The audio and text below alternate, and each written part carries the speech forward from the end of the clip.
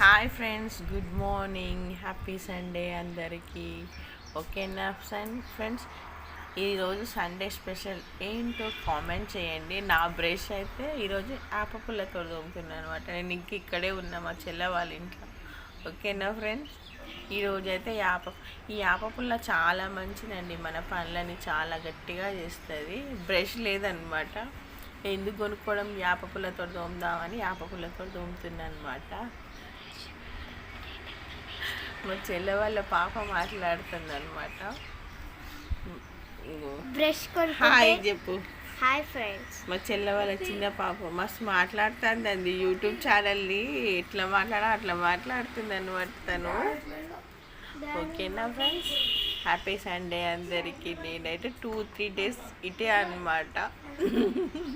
మా పాప హాస్టల్ ఉంది, బాబు కూడా హాస్టలే అనమాట. ఇక మా అత్తమ్మ